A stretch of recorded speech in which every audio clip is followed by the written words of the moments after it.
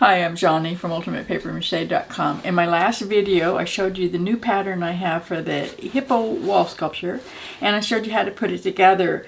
In this video, I'm going to show you how I finished it up, but I want to mention that the way I'm going to do it is not how you should do it, because there's so many different things you could do. This is basically a three-dimensional canvas, so you can paint yours any way you want to.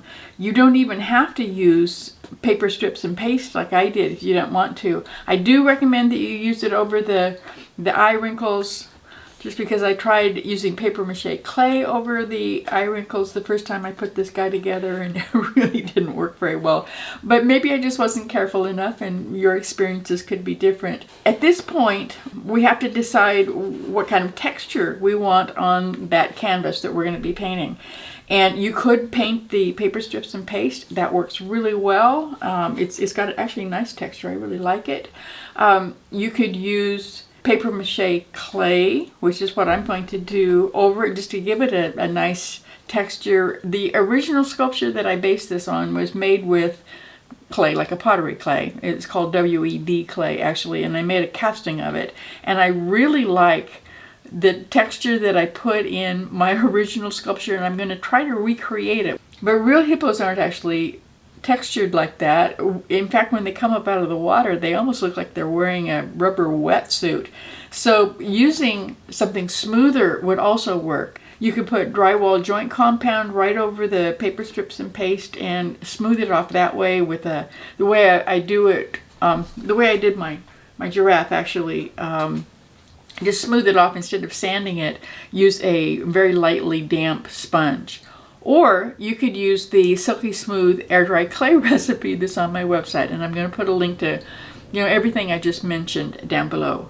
So let me show you what I'm going to do with it. Like I said, I want to recreate the texture that I had on the original sculpture, so I'm going to cover mine with a paper thin layer of paper mache clay that I happen to have left over from another project. Basically, I'm just spreading it over with a knife. I'm doing some weird things with my knife to try to get a random texture, which is not easy. And then I'm just going to go ahead and cover the whole thing very carefully. Just put it a little bit on those eye wrinkles, and then I'm going to let it dry at least overnight. So I covered him with a really super thin layer of the paper mache clay.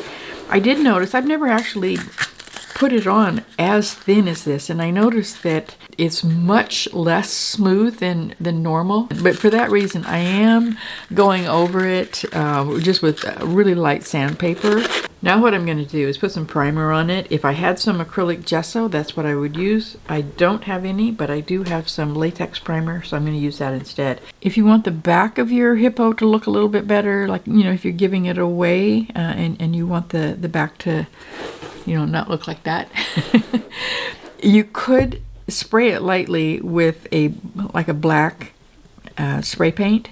But if you do that, I would spray it very lightly and maybe use 2 or 3 coats, because even if it's a spray paint, when you get flat cardboard wet, it tends to warp. The first thing I'm going to do is just put a base color on there, and I'm going to try to get the lightest color that's on the original hippo.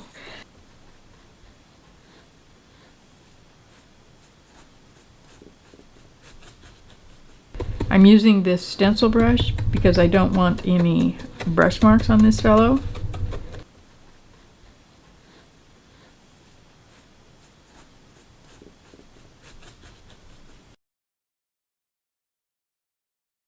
I looked up hippo eyes on the internet because I don't think I did that before, and I'm going to try to come close but without getting too terribly detailed. They have a real nice, almost chocolate brown iris, which is really pretty.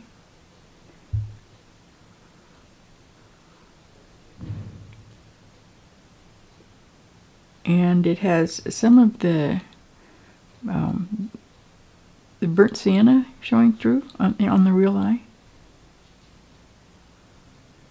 So I'm putting this on as thinly as possible.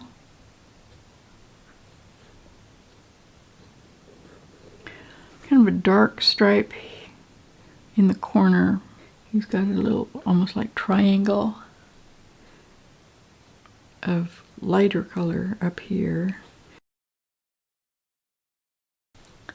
Photograph I'm looking at, he appears to have a horizontal pupil, and he's got a black outside edge.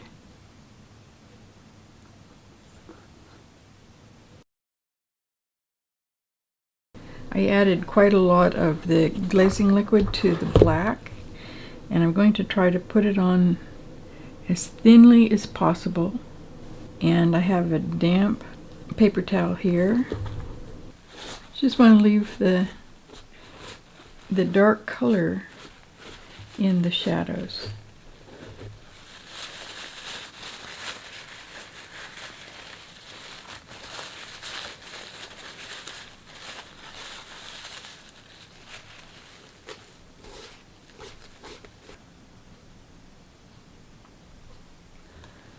Now at this point, my new hippo looks very much like my old hippo, but when I was looking at the photographs of the real hippo eyes and changing this new guy around so that it looked a little bit more realistic, I also realized that the skin color around the eyes is actually much closer to the same color as my skin as it is to the color that I used on the original hippo. So I went ahead and mixed up some new paint, and I changed the color of the skin. It's just like bare skin right around his eye.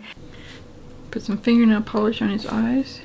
I added a little bit more old white lady color to his eyes just to get rid of the shadow stripes that I didn't like very much.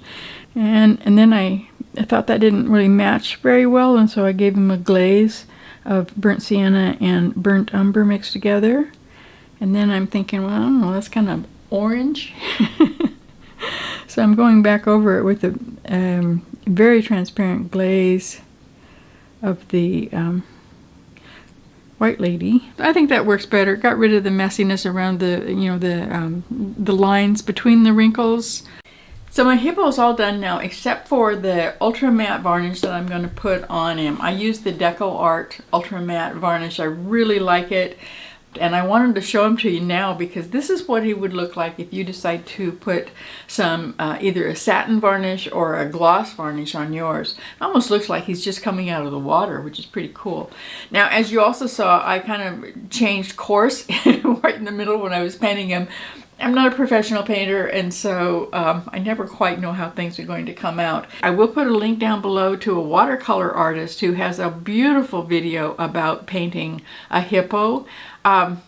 We usually use acrylic paint on paper mache, but you can still use his colors and pay attention to where he's putting them and his philosophy about why he's painting it and the way he's doing it, because he actually knows what he's doing when it comes to painting. Now, if you do make a hippo, I really hope that you come back to my website. You can find a page on there where you can show off your work. It's at the Daily Sculptors page, and there's a link to it at the top of my site. A lot of people go there every single day to see what other artists are doing, and we would really love to see how your hippo comes out. And I know it's probably going to look different from mine.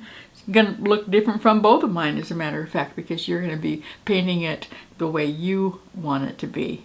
And I also should mention now that if you would like to use my pattern to make a hippo, you can find it at ultimatepapermache.com, hippo pattern. I'll put a link to it down below. There's also a lot of other links down there below to paste recipes, paper mache clay recipe, that link to that video that I told you about. So make sure that you look at the description below this video as well and find those.